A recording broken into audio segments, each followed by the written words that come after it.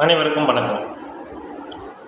பெரும்பாலும் பார்த்தீங்கன்னா முதல் குழந்தையை பற்றி கவலைப்படுவதில்லை. இரண்டாவது குழந்தை ஆணா பெண்ணா, அதாவது பெண்ணாக இருந்தால் முதல் குழந்தை பெண்ணாக இருந்தால் இரண்டாவது குழந்தை ஆணாக இருக்க வேண்டும் என்றும், முதல் குழந்தை ஆணாக இருந்தால் இரண்டாவது குழந்தை பெண்ணாக இருக்க வேண்டும் என்றும் நிறைய பேர் விரும்புகிறார்கள்.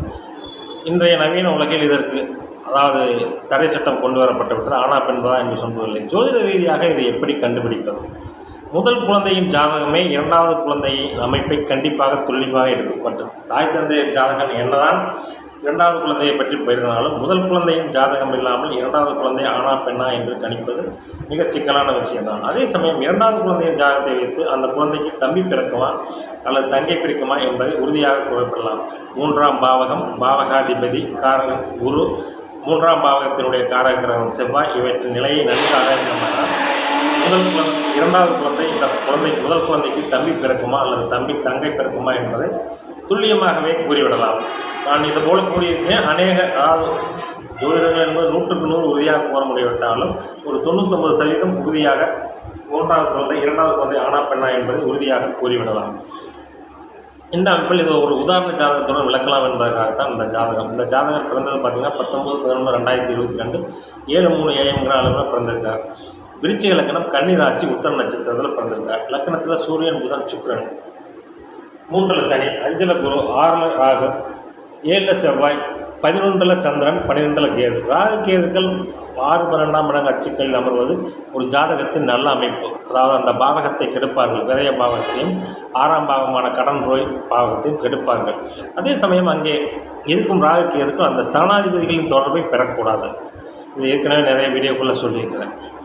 சரி, இந்த குழந்தைக்கு ஜாதகத்தை பார்த்தீங்கன்னா இந்த குழந்தை லக்னாதிபதி பார்த்து லக்னாதிபதியும் பரிவர்த்தனையாகி குரு லக்னத்தை பார்த்த யோக ஜாதகம், ராசியும் லக்னத்தையும் குரு பார்த்த யோக ஜாதகம், லக்னாதிபதியும் பரிவர்த்தனையாகி லக்னத்தையே பார்க்கிறார். இந்த அமைப்பில் குழந்தை பார்த்தீங்கன்னா சூரிய திசையில் பிறந்திருக்கு. சூரிய திசை, சந்திர திசை, செவ்வாய் திசை அடுத்தடுத்து யோக திசையில் இந்த குழந்தையின் ஜாதகத்துக்கு வருவது மிக கொடுத்த அமைப்பு. ஜாதகம் யோகமாக இருந்தாலும் இப்படி யோக திசைகள் லக்னத்தின் நட்பு கிரகங்களுடைய திசைகள் அடுத்தடுத்து வருவது இந்த ஜாதகத்துக்கு உண்மையிலேயே மேம்பட்ட அமைப்பு. அதாவது பார்த்திங்கன்னா சூரியனையும் சந்திரனையும் குரு பார்ப்பது தாய் தந்தை நன்றாக இருப்பார்கள். லக்னத்தை குரு பார்ப்பது ஜாதகரை நன்றாக இருப்பார். லக்னத்தில் புதன் திக்பலமாக இருப்பது குழந்தை புத்திசாலியாக வரும். லக்னாதிபதி லக்னத்தை பார்ப்பது குழந்தை நல்லா சுறுசுறுப்பாக இருக்கும். லக்னத்தை குரு பார்ப்பது நல்ல குணமாக இருக்கும். இத்தனை நல்ல அமைப்புகள் இந்த ஜாதகத்தில் இருக்கிறது. இந்த குழந்தைக்கு பார்த்திங்கன்னா 2 வருஷம் 2 மாதம் கழிச்சு முடிய போகுது. இந்த குழந்தைக்கு இரண்டாவது தம்பியா தங்கையா என்பதை எப்படி காண்பது? 3ஆம் பாவகம் எப்படி இருக்கிறது? 3ஆம் பாவகத்தில் சனி இருக்கிறார். 3ஆம் பாவகம் பெண் ராசியாக இருக்கிறது. அதில் சனி இருந்து 3ஆம் பாவகம் கெட்டிருக்கிறது. அப்பொழுது கண்டிப்பாக இந்த ஜாதகருக்கு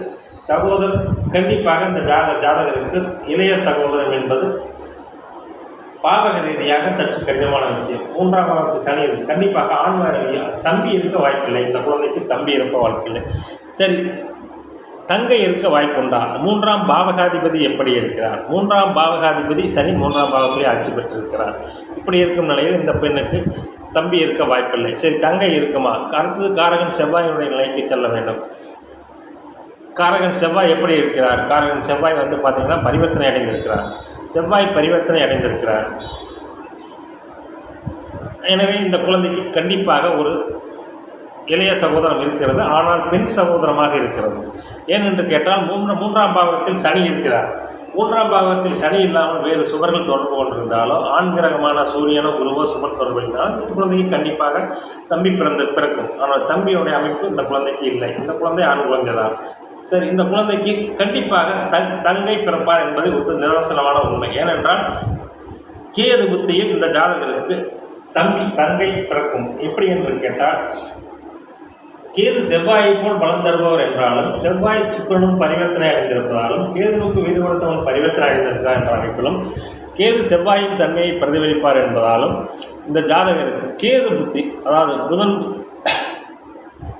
இப்பொழுது நடந்து கொண்டிருப்பது பார்த்திங்கன்னா சனி புத்தி, புதன் புத்தி, கேது புத்தியில் இந்த ஜாதகருக்கு பெண் குழந்தை இளைய சகோதரி கண்டிப்பாக பிறப்பார். ஏனென்றால் கேதுவுக்கு வீடு கொடுத்தவன் ஆட்சியாக இருப்பதால் இந்த ஜாதகருக்கு பெண் குழந்தை உண்டு. அதே சமயம் 3ஆம் பாவத்தில் சனி இல்லாமல் இருந்திருந்தால் வேறு ஆண் கிரகங்கள் சுபர் தொடர்பு இருந்திருந்தால் கண்டிப்பாக இன்னொரு தம்பியே பிறந்திருப்பார். ஆனால் இந்த குழந்தையை பொறுத்தவரை மூன்றாம் பாவத்தில் சனி அமர்ந்து மூன்றாம் பாவம் கெட்டுவிட்டபடியால், மூன்றாம் பாவம் பெண் ராசியாக இருக்கிறபடியால் இந்த குழந்தைக்கு இளைய தம்பி இல்லை. அதே சமயம் ராசிக்கு மூன்றாம் அதிபதி பரிவர்த்தனை அடைந்திருப்பதாலும், ராசிக்கு மூன்றாம் அதிபதியான செவ்வாய் பரிவர்த்தனை அடைந்திருப்பதாலும், என்னதான் செவ்வாய் ஆண் கிரகமாக இருந்தாலும் பெண் ராசியில் இருப்பதாலும் இந்த ஜாதகருக்கு இளைய சகோதரி தான் பிறப்பார், இளைய சகோதரன் கிடைக்காது.